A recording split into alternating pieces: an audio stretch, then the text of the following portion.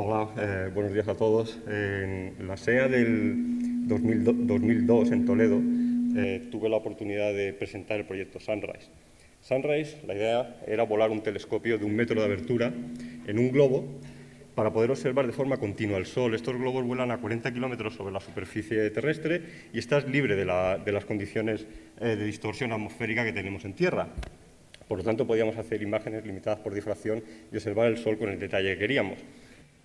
Yo ahora, que esto ya ha pasado, ya ha volado, veréis el vuelo, es lo que voy a contar, pues soy un poco más consciente de verdad de lo que estábamos proponiendo, de la temeridad en la que estábamos incurriendo al proponer volar un espectropolarímetro, un instrumento que tenía que hacer imagen, polarimetría, espectroscopía en un globo a 40 kilómetros de altura, los riesgos que estamos asumiendo, los riesgos que asumió la agencia financiera que confía en nosotros. Sin embargo, pues ya ha ocurrido este vuelo y yo creo que las noticias son buenas, los resultados estamos realmente contentos y aunque hay vuelos en globo bastante accidentados y el nuestro tuvo incidentes, no tuvo tantos accidentes. Ahora ya os muestro el lanzamiento de nuestro globo, de nuestro Sunrise, el telescopio, con el instrumento IMAX. Yo voy a hablar de Sunrise. Sunrise es la misión, tiene un telescopio. España con lo que ha contribuido es con IMAX, con el instrumento más complejo que iba a bordo. Este es el lanzamiento del globo. Este es un globo de helio, un globo que ahora mismo el helio está solo en la parte de arriba. Luego se tiene que distribuir este helio en toda la superficie del globo. Cuando llega a 40 kilómetros de altura, este globo tiene el tamaño de 3 jumbos, para que os hagáis una idea. Aquí más o menos podéis ver la perspectiva. Este campo tiene 1 kilómetro de tamaño. Estábamos allí después de 8 años de trabajo de mucha gente.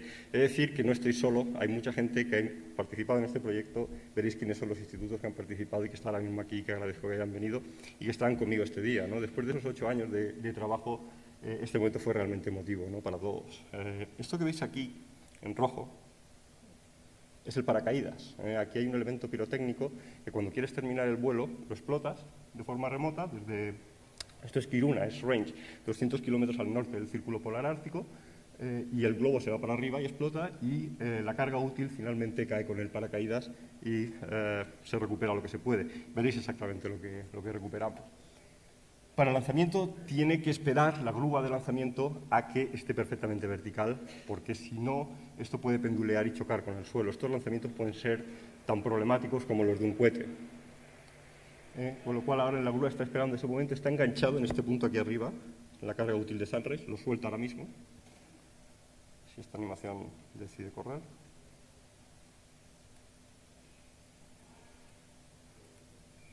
Este es el momento exacto del lanzamiento, ¿no? No sé por qué se ha parado, para ser más accidentado, ahí está.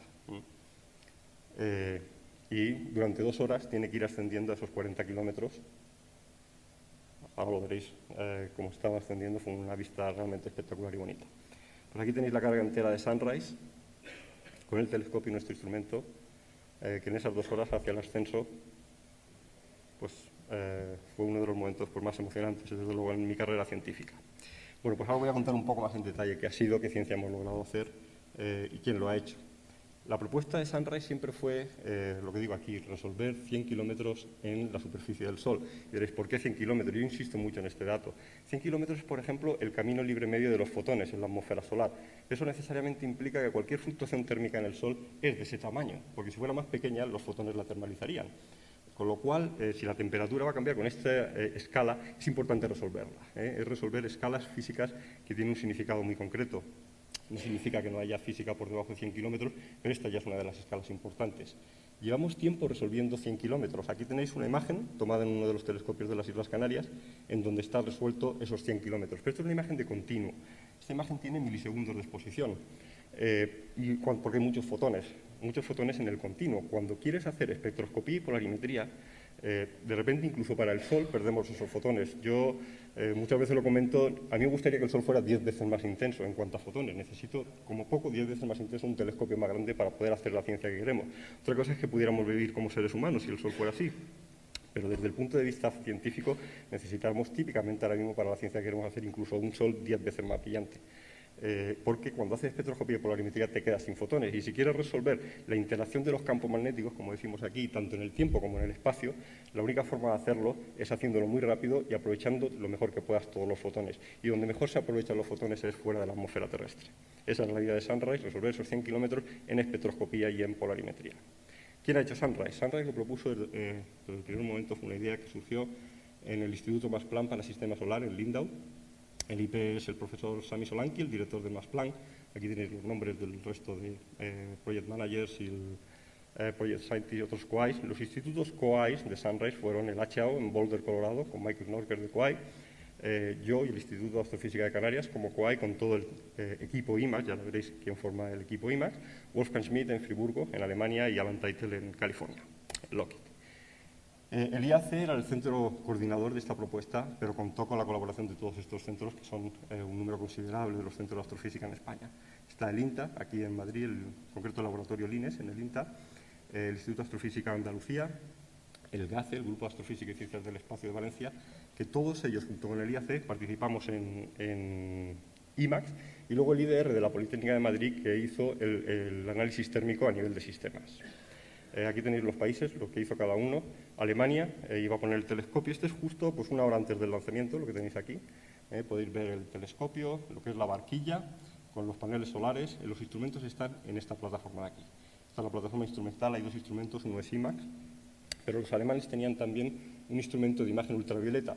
A 40 kilómetros por encima de la superficie terrestre has dejado mucho del ozono, no todo, y puedes observar el rango de 200 a 400 nanómetros. Entonces teníamos un instrumento que es SUFI, que era un instrumento de banda ancha, un instrumento que lo único que hacía era imagen, no hacía espectroscopía, no hacía polarimetría, era un instrumento más simple para asegurar un cierto éxito, de que al menos llegabas allá arriba y hacías una imagen, ¿no? Pues este instrumento SUFI lo proporcionaron también los alemanes. Tenían que haber proporcionado también el espejo. El espejo tenía que haber venido de los Estados Unidos, pero en estos proyectos complejos muchas veces las cosas no funcionan. Ese espejo era una tecnología nueva que nunca se desarrolló y al final tuvo que ser un espejo clásico de cerrodura aligerado, que luego mostraré lo que voló finalmente en el telescopio. En España lo que vimos fue el instrumento IMAX, es un espectropolarímetro. Es un instrumento que tiene que hacer imagen, espectroscopía y polarimetría, y el diseño térmico por parte de la IDR.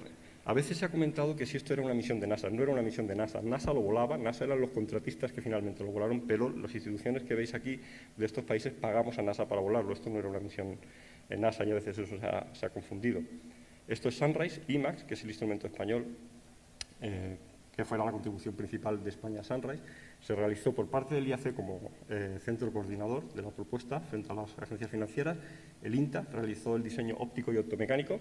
Aquí podéis ver IMAX justo en enero del 2008, a punto de entrar para el test de vacío. El INTA que realizó el diseño óptico y optomecánico, el diseño térmico entero de IMAX. Toda la fase de AIV de verificación e integración se hizo en las facilidades del INTA y con el equipo de INTA que está presente en esta sala. Del Instituto de Astrofísica de Andalucía hizo toda la electrónica, incluyendo los detectores y el software. El Grupo de Astrofísica y Ciencias del Espacio, los elementos estructurales. Aquí podéis ver parte de esos elementos estructurales. La caja esta es uno de los elementos que hizo el Grupo de Astrofísica y Ciencias del Espacio. El IAC hizo el diseño conceptual. El diseño conceptual tiene una herencia enorme de los polarímetros que habíamos hecho para los telescopios de las Islas Canarias, y también el liderazgo científico y la gestión del proyecto. Aquí tenéis IMAX, ya esto es diciembre del año 2008, listo para ser enviado a Alemania. Lo único que le faltaba aquí, hicimos la foto antes de ponerlo, es el radiador encima para poder eliminar el calor. Para que veáis un poco la complejidad del instrumento, esta parte de aquí es el prefiltro y los cristales líquidos. La luz entra por aquí. El prefiltro hace espectroscopía a lambda sobre delta lambda 5000, para ponerlo un poco en el contexto de la astrofísica general. Solo este prefiltro ya nos da lambda sobre delta lambda 5000. En física solar eso no es suficiente, hay que llegar a 10 a la 5, 10 a la 6. Para ello tenemos un etalón, un Fabry-Perot de niobate de litio que está aquí. Incluso la luz tiene que pasar 2 veces sobre este etalón para conseguir 10 a la 5, que era la resolución lambda delta lambda que finalmente teníamos en este instrumento. Luego hay 2 cristales líquidos. Los 2 cristales líquidos nos proporcionan el análisis de polarización. Podemos medir los 4 parámetros de Stoll gracias a la polarimetría que hacemos aquí. O sea, aquí hacemos un poco de la espectroscopía, la polarimetría, luego la espectroscopía aquí. La luz vuelve a pasar, va en esta dirección y va a las cámaras CFDs. Aquí tenemos un divisor de haz que envía cada una de las 2 polarizaciones ortogonales a esas 2 CFDs que veis aquí. Y aquí tenemos toda la electrónica de control y de sincronización, e incluso para poder hacer funcionar este Fabry-Perot de aquí teníamos que generar más o menos 5000 voltios, porque aquí lo que estamos cambiando es el índice de refracción del niobato de litio, nos están cambiando el espesor de las placas. El generador de alto voltaje está incluido aquí. y fue uno de los elementos que fue más problemático a la hora de hacer el diseño y la verificación del instrumento. Esta es la unidad óptica de IMAX, la unidad electrónica, el ordenador de control, lo podéis ver aquí, de nuevo el elemento estructural de la Universidad de Valencia, y todo lo que hay aquí, prácticamente todo, excepto los componentes térmicos, que también fueron contribución del INTA, son del Instituto de Astrofísica de Andalucía. En concreto, el ordenador de a bordo que tenía que hacer la acumulación de imágenes. En física solar tienes que aprovechar los fotones, estás casi en el espacio, no te lo va a distorsionar la atmósfera, los estás sumando constantemente para llegar a señalar ruido cuanto antes, y lo quieres hacer antes de que el Sol cambie mucho. Para eso tienes que tener una electrónica de tiempo real que lea estas CCDs, y eso era toda esta parte de aquí, ¿no? Como veréis, estará con mucho la caja también más grande y más compleja de todo lo que voló en Sunrise. Esta es la unidad electrónica de IMAX, estamos hablando de diciembre del 2008. Lo siguiente era enviarlo a Alemania. En Alemania, nuestros colegas de la Max Planck ya tenían la plataforma instrumental, que luego se pondrá encima del telescopio. Esta es la cámara de imagen ultravioleta, esto que veis aquí. Aquí tenemos un sistema de estabilización de imagen, un espejo típtil, una óptica adaptativa. Óptica activa. ¿Por qué óptica activa? Pues porque en un globo pues ahí se está moviendo todo, el apuntado no puede ser perfecto a los milisegundos de algo que queríamos. Necesitábamos estabilizar la imagen sin distorsiones de la imagen, pero sin estabilizarlo en típtil, y eso, la contribución de Friburgo, estaba ya todo integrado aquí. Solo faltaba IMAX, este es el agujero de IMAX, donde tiene que ir colocado. Aquí podéis ver IMAX, la unidad óptica a su llegada, lista para poder ser incluida en la plataforma instrumental. Esto estamos hablando de enero-febrero del 2009. Poner IMAX aquí fue una semana entera de trabajo. Estamos hablando de algo que pesa 40 kilos, que hay que incluir ahí con una tolerancia de más o menos 0,2 milímetros. Eso fue toda una semana, como podéis ver aquí, una grúa con nuestros colegas alemanes cargando el instrumento adelante y atrás hasta conseguir que estas estrellas estuvieran mejor enfocadas de lo que se ve aquí, que por el proyector no se ve muy bien. Aquí tenéis el equipo que estuvo del IAC y del INTA haciendo eso durante toda una semana. Lo conseguimos y lo dejamos enfocado, en realidad un poco desenfocado, enfocado para vacío, desenfocado para las condiciones de aire en las que se hizo la prueba. Había que integrar la caja electrónica. Aquí podéis ver uno de los paneles laterales que va en la barquilla, con todas las cajas de electrónica. Esta es la del espejo de óptica activa, la caja de IMAX, el ordenador de a bordo de Sunrise, el ordenador de la cámara ultravioleta, y esta es la electrónica del telescopio, que era realmente pequeña. El telescopio era muy grande, pero necesitaba poca electrónica. Todo eso se integró en Linda, el telescopio ya estaba allí. Lo podéis ver aquí, esta es su caja electrónica. Aquí podéis ver el espejo que finalmente voló, un espejo de cerodula aligerado, porque el que tenían que haber proporcionado los americanos de carbono de silicio nunca se pudo desarrollar. Este es el espejo, la plataforma instrumental se pone encima, la luz viene por es doblada hasta la plataforma instrumental con dos espejos que están aquí, los podéis ver. Y una vez se integró todo, pues lo siguiente fue enviarlo a Esrange, a Kiruna, Suecia, 200 kilómetros al norte del Círculo Polar Ártico, como he dicho. Pero desde Boulder venía la barquilla. La barquilla y el telescopio no se habían visto hasta que se encontraron en abril allí. Era uno de los hitos que había que realmente superar. La barquilla venía de Estados Unidos, el telescopio de Alemania no se habían visto nunca y tenían que encajar. Si no encajaban, pues hubieran retrasado el vuelo un año, ¿no? Esta es la base de lanzamiento de la Agencia Espacial Sueca. Aquí lanzan cohetes, esta es la zona de lanzamiento de los globos. Había 3 facilidades para poder hacer toda la integración. Nosotros estuvimos trabajando en la más grande porque no cabíamos en otro lado, aquí en la catedral. Aquí tenéis unas cuantas imágenes de esa fase. Esto es la barquilla que acaba de llegar de Estados Unidos y el telescopio. La verdad es que se integró en un día. Cuando se superó ese hito, para mí ya quedó claro que volábamos ese año. Otro de los hitos que yo tuve que convencer a los alemanes, que era absolutamente necesario, era apuntar al Sol. IMAX se verificó en el laboratorio, pero la espectroscopía, la calibración espectroscópica se hizo con celdas de yodo. Seguro que la gente que se dedica a velocidad radial aquí conoce las celdas de yodo, son referencias muy estables que se utilizan para este tipo de calibraciones. Nosotros las utilizamos y IMAX estaba espectralmente calibrado, pero querías ver un poco la línea solar antes de lanzarlo para arriba, ¿no? Era recomendable, con lo cual hubo que convencer a los alemanes que a la más mínima que hubiera un hueco entre las nubes nos permitiesen apuntar al Sol. Fijaros que aún así no se fiaban del todo de su sistema y pusieron aquí un papel de plata con unos agujeros para dar luz. Finalmente lo quitaron. Dije, hombre, si esto no va a funcionar, mejor que nos enteremos en tierra que no volando, ¿no? Pero cuando hubo un hueco, pudimos apuntar al Sol, ver la línea espectral y estar ya listos para el lanzamiento. Esta es la primera luz, la podéis ver aquí en el espejo secundario, y Sunrise completamente integrado, listo para lanzarse. El lanzamiento ocurrió, como ya he comentado, el 8 de junio del 2009 a las 6:30 de la mañana. Y lo podéis ver, esto es parte de la película que habéis visto. Y una vez llega a esos 40 kilómetros, Ya sea en el Polo Norte o en el Polo Sur, nosotros al principio queríamos volar en el Polo Sur, pero la logística del Polo Norte era muchísimo mejor. El de Alemania íbamos a la Unión Europea, después de todo esto está muy al norte, pero sigue siendo la Unión Europea, era mucho más fácil ir a Suecia y llevar todos los telescopios y los instrumentos a Suecia que al Polo Sur. Una vez llegas a los 40 kilómetros, aquí tenéis la trayectoria que siguió de Google. Atravesó el Atlántico Norte, Groenlandia. Estos vuelos siempre acaban en estas islas de Canadá, aquí en el norte de Canadá. En principio, los vientos te lo llevarían en trayectoria circumpolar y podrías volver a recuperarlo aquí, pero Rusia todavía no deja a NASA volar por encima de ellos, con lo cual hay que acabar en estas islas. En estas islas o en el océano es mejor acabar. Nosotros acabamos justo aquí, en la isla de Somerset, 5 días más tarde. Estuvimos 5 días, pero no hay noches, observando el sol constantemente. Estamos en el verano polar, con lo cual el sol subía y bajaba un poco en el horizonte, pero podíamos observarlo continuamente. 5 días de observación continua del sol, el elemento pilotécnico explota, cae el telescopio, el equipo de NASA va a recuperarlo. Eso tardó 2 semanas, en poder llegar hasta finalmente donde estaba en una zona de osos polares. Este es el equipo de NASA. Lo primero que hicieron fue enviarnos esta foto para decirnos el espejo ha sobrevivido. Que el espejo sobreviviese significa poder volver a volar, al menos con el mismo espejo, ¿no? Estamos pensando en volver a volar y esto era fundamental que el espejo sobreviviese. Aquí tenéis la unidad óptica de IMAX en Yellowknife, en Canadá, recuperada. Ahora mismo IMAX ya está aquí otra vez, en España, está en INTA, en el DINES. Hace unos meses se encendió el instrumento, tomamos imágenes con las cámaras, las 2 cámaras funcionan, el etalón está funcionando, los cristales líquidos también. Seguro que no está calibrado, seguro que se ha desenfocado después de todo lo que le hemos hecho, que menos, ¿no? Pero el instrumento está prácticamente nominado, ¿no? Y está ya de vuelta aquí en Madrid.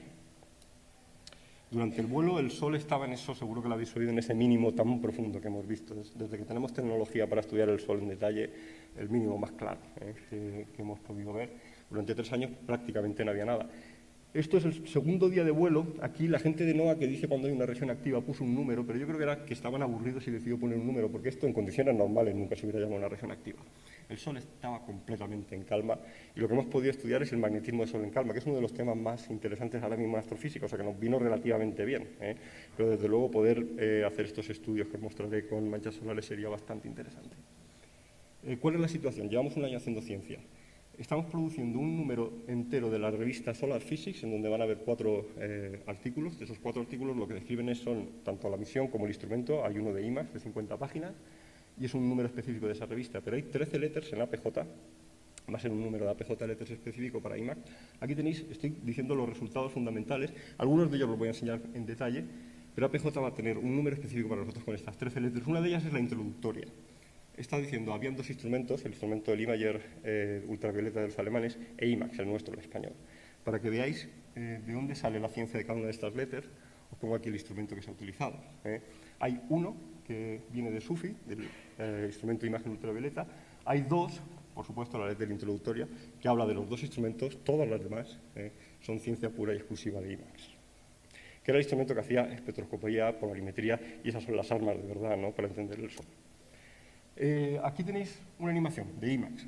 Esto es el continuo. Esto seguro que ya lo habíais visto en algún momento. El continuo con esta resolución lo habíamos observado. He puesto una imagen al principio de mi charla. No volamos para tener esto, volamos para tener esto de aquí. Esto es velocidad Doppler en el Sol, y creo que esto lo enseñó David Orozco en su presentación. Puntos negros que son velocidades hacia afuera y puntos blancos velocidades hacia adentro, y el campo magnético. Este es el campo magnético longitudinal. Blanco es campo hacia afuera del Sol, negro hacia adentro, y aquí las cosas negras son campos horizontales. Esto era lo que más nos interesaba. Para esto haces polarimetría, para esto tienes que hacer espectroscopía. Lo que ha ocurrido es que si tienes que hacer polarimetría es tan complicado y tan difícil que si la polarimetría te sale bien, la espectroscopía y las velocidades te salen estupendas. Y esto de aquí ha sido impresionante la ciencia que estamos haciendo y que no la esperábamos, ¿no? Aquí veréis una especie de fondo de piscina, un efecto de estar viendo el fondo de una piscina, ¿no? Estos son los modos P, estos son las ondas de sonido en el Sol. Pues se está haciendo ciencia que no esperábamos hacer también con estos modos P, que ha observado IMAX cuando estaba más pensado esta parte de aquí. Esta parte de aquí incluso diréis, bueno, esto es algo verde y de vez en cuando hay cosas negras, parece relativamente aburrido o no muy interesante. El valor añadido de esto es enorme. Estos son los campos horizontales del Sol en calma. Lo que está ocurriendo en el Sol es que los lazos de campo magnético emergen, ves la parte primero horizontal y luego los pies. Los pies los ves aquí, en este lado de aquí, pero la parte horizontal se ve aquí. INODE, el satélite japonés en el que está trabajando David Orozco, ha descubierto y ha estudiado en detalle estos campos, pero lo ha hecho con un instrumento de rendija. No ha podido hacer nunca una animación de campos horizontales. Esta es la primera animación de campos horizontales que se ha producido, en donde podemos estudiar el tiempo de vida, el ritmo de ocurrencia, porque ellos lo que tienen es una rendija y los han detectado y los han estudiado, pero no han podido hacer esto. Esto es único de IMAX Sunrise.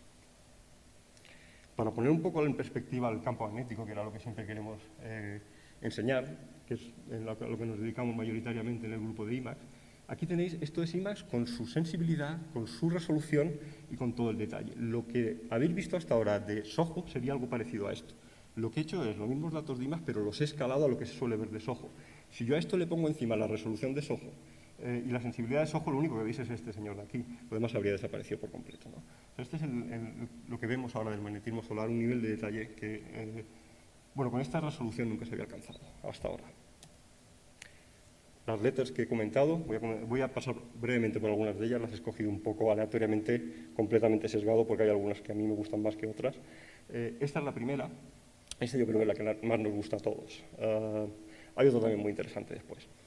En física solar siempre hemos dicho que hay miles de Gauss en la superficie del Sol, que la mayoría de las estructuras tienen 1000 Gauss, pero para conseguir saber que había 1000 Gauss lo que hacíamos era, bueno, vamos a suponer que hay una parte que tiene campo magnético y otra que no. Y le preguntábamos a nuestros códigos de análisis cuál es el campo magnético en esa parte que tiene campo magnético, y entonces dicen 1000 Gauss. Porque si no hacías esa suposición de que no todo estaba lleno de campo, nunca obtenías 1000 Gauss. Había que introducir lo que llamábamos un parámetro de estos que de vez en cuando introducimos en astrofísica y que lo mejor es antes o después quitárselo de encima, el factor de llenado. Pues con IMAX hemos ido a píxeles en donde el factor de llenado es 1. No nos hace falta hacer ninguna hipótesis de que no hay zonas libres de campo magnético porque se nos ha llenado. Con píxeles de 120 kilómetros se te llena todo el píxel de zonas de kilogauss, ¿no? Y es la primera vez que ocurre. Nosotros, sin utilizar este factor extraño y misterioso, tenemos miles de Gauss en todo el mapa. No siempre, muchas veces tenemos que introducir el factor de llenado, pero sabemos que ya con 120 kilómetros en el Sol existen estas estructuras de 1000 Gauss. Alguien lo traduce esto en que esas famosas tubos de flujo que siempre decíamos que están en el Sol han sido finalmente detectados. El paso es un poco cuántico, yo no sé si me atrevería a darlo, pero bueno, lo que es importante es que los miles de Gauss han llenado los píxeles de IMAX, ¿no? Y seguramente son tubos de flujo. Lo que os decía, esos modos PES, esas ondas, han abierto campos que no esperábamos estudiar. El calentamiento cromosférico, sabíamos que no había suficiente potencia acústica en la fotosfera para producir el calentamiento cromosférico, las pérdidas radiactivas que observamos en la cromosfera. Pues con IMAX han hecho un análisis de cuál es el flujo acústico por encima de la frecuencia de corte y resulta que ha salido entre 4 y 5 veces más de lo que se conocía hasta ahora. La frecuencia, ese flujo acústico está concentrado a muy pequeña escala. Tienes que ser capaz de resolver 120 kilómetros para poder verlo, si no, no lo vas a ver. Y era lo que nos pasaba hasta ahora, que simplemente no estaba ahí, pero el flujo acústico está ahí. En principio podría calentar la cromosfera. No estamos diciendo que se caliente la cromosfera por este flujo, porque esto tiene que llegar a la cromosfera y disiparse, pero desde luego está en la fotosfera. Y antes se pensaba que ni siquiera estaba. Este es uno de los resultados que ni siquiera esperábamos que fuera así de interesante, pero en principio con esto se podría ahora simular, si esto llega a la cromosfera y se disipa ahí, el calentamiento de la cromosfera puede ser puramente acústico, cosa que se pensaba que no iba a ser. Y de nuevo el punto importante es la resolución espacial. Antes he comentado lo importante que es la polarización lineal para nosotros y que no del observado, pero no ha podido hacer la estadística de los tiempos de vida y del ritmo de ocurrencia, como podemos hacerlo con estas imágenes. Aquí lo podéis ver, se ha hecho un algoritmo de detección automática de estas zonas de campo horizontal. Esto es campo longitudinal, la imagen es peor de lo que yo estaba mostrando, pero es del estudio directo de Sanya, en donde se ha detectado este ritmo de ocurrencia, que es un factor 10 más de lo que se observa con INODE. Y aquí tenéis los campos horizontales, podemos ir al instrumento de imagen ultravioleta, incluyendo calcio 2, que había un filtro de calcio 2 en ese instrumento, y ver cómo se relaciona con los diferentes abrillantamientos. Luego veréis una relación muy bonita entre el campo magnético y los abrillantamientos de calcio. Esta es otra de las letters. A mí hay una que me gusta especialmente, además de la primera, que es esta de aquí. De nuevo, y aquí cambia el color, espero que no os confunda, estos son de nuevo esos campos horizontales que decía antes. Antes eran verde y en negro. En negro aquí tengo el campo horizontal, aquí el fondo es rojo.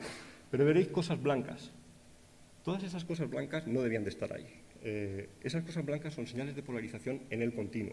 El continuo no está polarizado. No está polarizado a no ser que un flujo supersónico te mueva una línea espectral y te la ponga en tu zona de continuo. Y eso es lo que está ocurriendo aquí. Y al estar relacionado con los campos horizontales, la única forma de entenderlo es, en el Sol lo que ocurre es, emerge el campo horizontal, encuentra campos que habían antes de polaridad opuesta, se reconecta y en la reconexión se produce un chorro supersónico.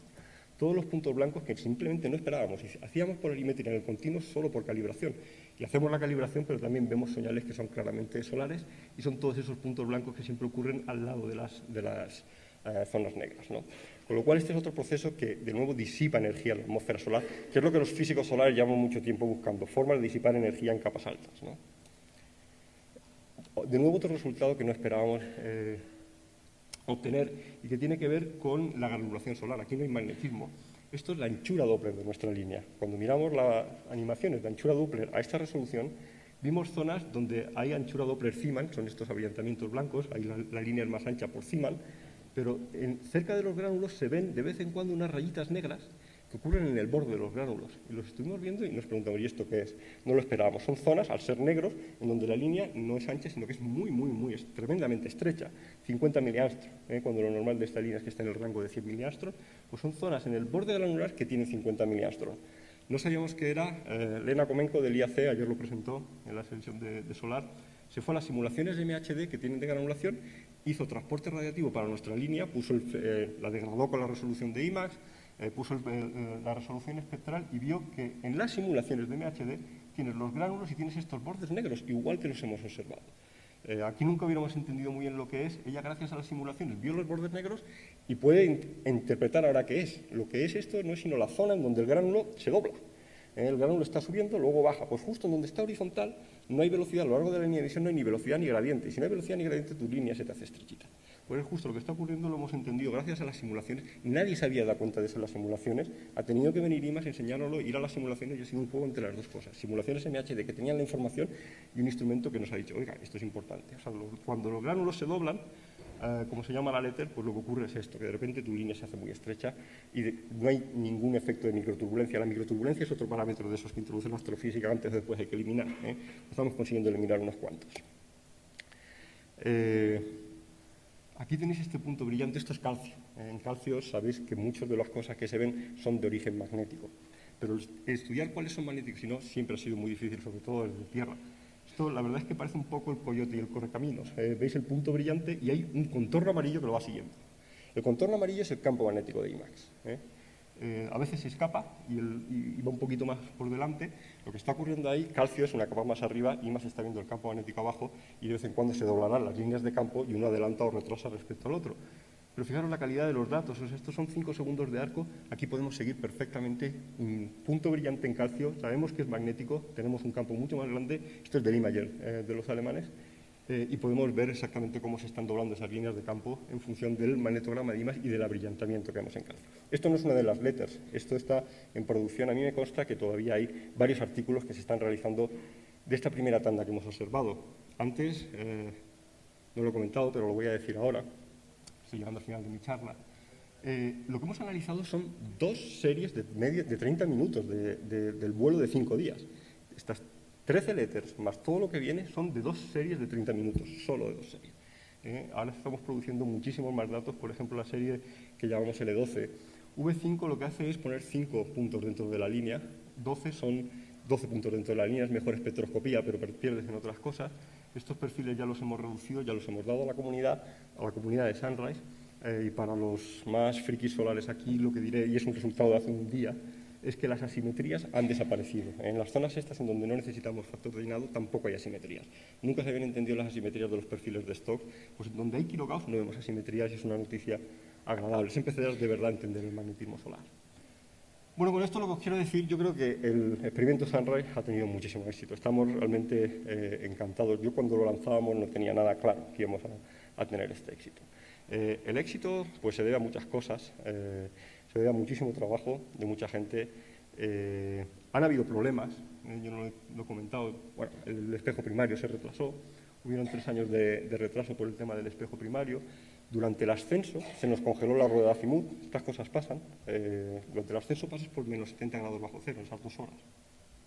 Con lo cual tuvimos un montón de problemas de apuntado al principio, pero finalmente logramos resolverlo, se recalibró todo y tuvimos esos días y esos datos que son fantásticos. Tenemos variación centro-borde en el Sol que estamos empezando a analizar. Observamos el polo solar durante una noche, es la primera vez. que yo he estado observando el Sol de noche. Y los datos del polo son especialmente interesantes. El polo es donde muere y donde empiezan los ciclos solares. Los procesos magnéticos que ocurren ahí tienen el secreto de la dínamo. Y pudimos observar el polo durante la última noche del vuelo, justo antes de que explotara el elemento pirotécnico. El éxito es tan grande que queremos volver a volar. El esfuerzo ha sido enorme y volver a volar con manchas y poder hacer una ciencia similar una vez haya regiones activas tiene todo el sentido del mundo, por más que volvamos a tener que asumir los riesgos de accidentes y de incidentes. Yo deciros que para mí ha sido una experiencia personal increíble, estoy pasándomelo muy bien con la ciencia, pero que nada de esto hubiera sido imposible sin un montón de gente que se ha dejado mucho en este proyecto.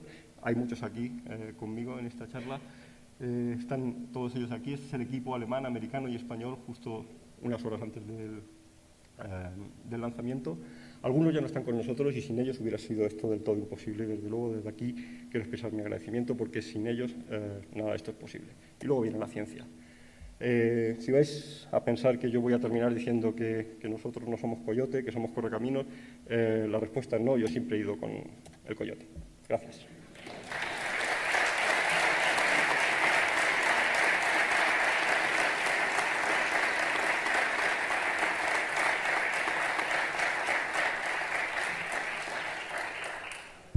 Pasar a las preguntas, creo que os debemos felicitar por una partida doble, ¿no? Que creo por el desarrollo tecnológico que habéis hecho, yo creo que es fantástico, y por la ciencia que en un año habéis conseguido hacer. Por lo tanto, paso a las preguntas. Tenía necesidad de... Valentín, a mí todo esto me parece impresionante y os felicito. Y te gustaría a mí también, mucho... Me parece impresionante. Increíble. Increíble. ¿Te gustaría mucho ir a la primera animación que has sacado cuando había 4 paneles con el continuo arriba y abajo campos verticales y... Esto. Esa.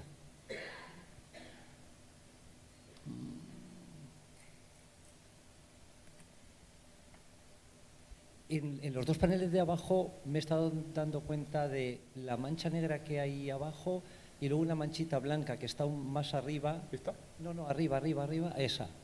Y luego esto es campo que sale y campo que entra y a la derecha es campos horizontales, ¿no? ¿Cómo es la morfología del campo aquí? Bueno, o sea, vamos a ver. ¿dónde se reconectan sí. las líneas? Fíjate, de hecho, y es casi de lo mejor que podemos estar haciendo ahora, es coger y decir, bueno, voy a coger el campo horizontal y lo pongo encima del campo vertical, o lo pongo encima de las velocidades, o de la temperatura, esto es temperatura, y yo puedo empezar a correlar con toda claridad todos los parámetros físicos. En realidad, este señor y este señor es lo que llamamos puntos de red, no es Internet, no es Sol en calma, y estos aquí, los campos son muy verticales, seguramente ahí llegan sin problemas a la corona, incluso pueden llevar el viento solar. Esto sería lo más gordo que se observaría en Soho, y a lo mejor este de aquí. Todos estos campos horizontales que se ven aquí están relacionados con todo este follón, que es un tema de escalado y como se está mostrando, por ejemplo, mira, ahora aquí, esto de aquí, es un gránulo, o sea, fijaros que hay un gránulo en todos los lados, hay granulación, aquí hay granulación pero no se ve nada, ahora de repente, aquí, esto que está saliendo aquí con 2 polos, con positivos y negativos, es un gránulo que se viene cargado de campo magnético. Hay gránulos que no traen nada de campo magnético y otros que son una explosión completa de campo magnético. Esos van a traer campo horizontal, ese gránulo en concreto primero se detecta en campo horizontal y luego se le ven los pies. Primero sale la parte horizontal, se ve aquí, luego los pies, y es la morfología justo, una de las letters estudia la morfología muy en detalle de uno de estos casos, ¿no? Tenemos muchísimos, no vamos a producir una letter por cada caso porque tampoco sería tan novedoso, pero que estos datos permiten estudiar esa morfología. Entonces, en resumen, campo vertical, y es todo esto aquí más blanco y negro y en donde de verdad hay estas mezclas de polaridades y en donde se están produciendo esas reconexiones y esos jets, están siempre al lado de estos campos horizontales, lo que es la dinámica del Sol en calma. Fíjate que esto que es la red no sería tanto el Sol en calma es todo este follón aquí blanco y negro con los campos horizontales y esos jets, ¿no? Pero esta visión es nueva, es de hace un año, viene de IMAX Sunrise, ¿no?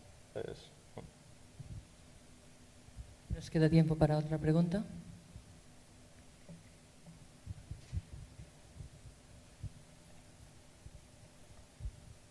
Enhorabuena por este trabajo, a mí también me parece impresionante.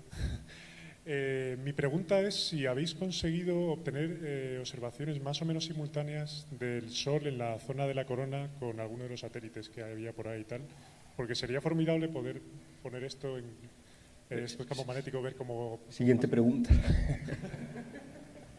A ver, hubieron incidentes. Se congeló la rueda nunca supimos dónde apuntábamos, nunca, porque se nos descalibró el sistema de apuntado y a pesar de que no teníamos ni idea. Con lo cual, Soho sabía que estábamos volando, Inode sabía que estábamos volando, estaban todos intentando que les dijéramos dónde estábamos, y en realidad solo IMAX decía un poco dónde estábamos, porque como tenemos una línea espectral, se iba hacia el azul o hacia el rojo y podíamos saber si estábamos en un lado del sol o el otro, pero el sistema de apuntado no nos decía nada. Con lo cual, todo lo que hicimos simultáneamente con satélites y que podría permitir la corona, hay gente, bueno, en Alemania que están encantados con el proyecto y de hecho es el país IP y el que más dinero ha puesto. Tiene muchísimos estudiantes intentando lograr finalmente, lo que nos falta es una especie de cero, no tenemos el relativo, el apuntado relativo sí lo tenemos, el absoluto no. Si alguien por casualidad encuentra algo que se veía en un lado y decimos, esto es lo que se está observando con IMAX, que además es el instrumento que tiene el campo más grande, igual ese cero lo corregimos y a partir de ahí lo hacemos. Igual dentro de un año lo tenemos, ahora mismo no, porque no pudimos, nunca supimos muy bien dónde apuntábamos. Sabíamos que era el sol.